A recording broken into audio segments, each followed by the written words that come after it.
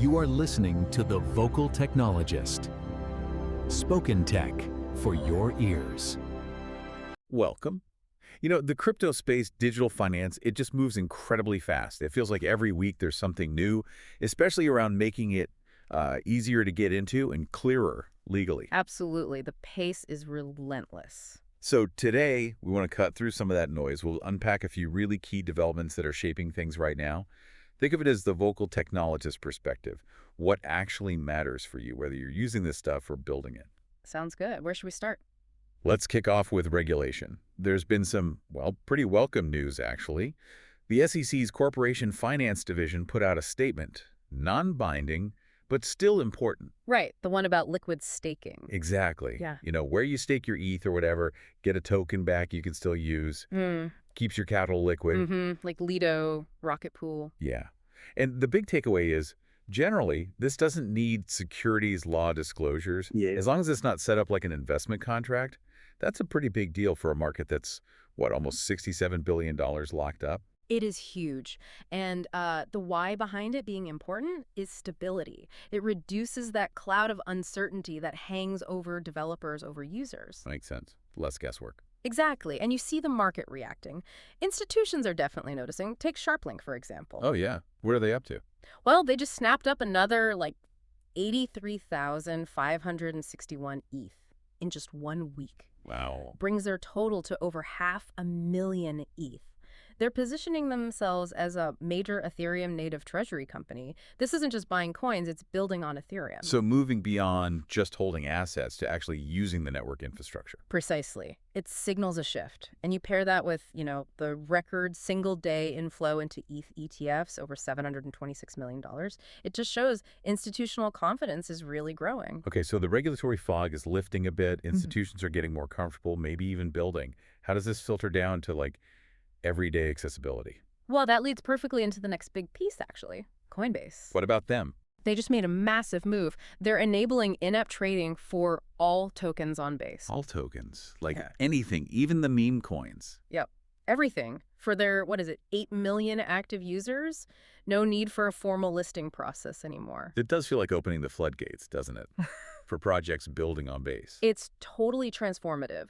It drastically cuts the red tape for builders and makes discovery way easier for users. And it connects directly to real-world use cases. Like what? Look at Slash's Global USD. It's a partnership with Base. They're basically letting international users get real US bank accounts. Wait, really?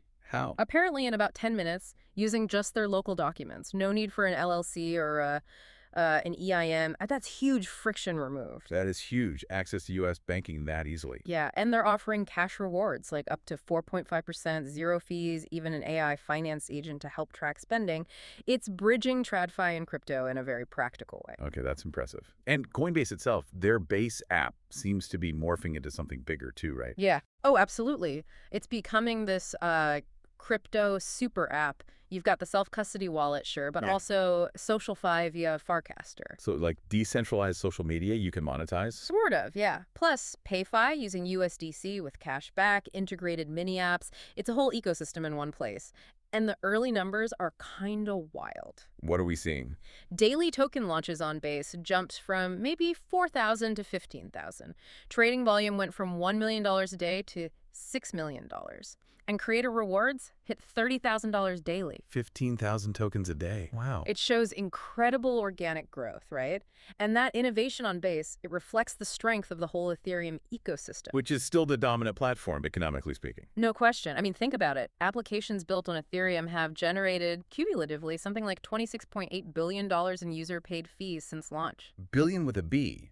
That's staggering. That's not just speculation. That's real economic activity. Exactly. It shows real demand, real utility. It's a foundation. So with that kind of foundation, that economic engine, what sort of new financial tools or primitives could this enable down the line? Well, that's where things get really interesting. You start seeing concepts like the fat stablecoin thesis, which FraxNet is pushing forward. Fat stablecoin. Explain that. Okay, so the idea is a stablecoin, like FraxUSD, that programmatically sends its yield in real time directly back to the holders. So instead of the yield going to the issuer or a bank, It goes straight to the person holding the stablecoin. Right. It's designed to basically compete head-on with money market funds, that multi-trillion-dollar sector, and even the broader M2 money supply.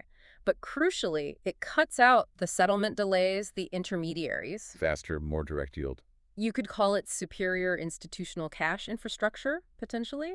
It unlocks really efficient ways to manage large amounts of capital. Okay, so let's recap a bit. We've got regulators providing some much-needed clarity, which helps institutions get comfortable and start building.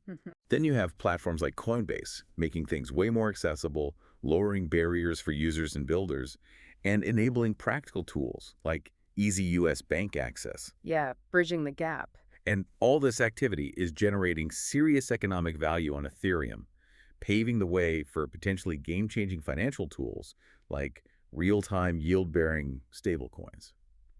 It feels like the whole landscape is shifting pretty fast. It really is. The pieces are starting to connect.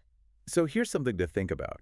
If crypto can start giving you, say, Wall Street-level data and financial services, maybe even with zero fees or direct yield, what other walled gardens, what other industries currently protected by intermediaries and delays are about to crumble?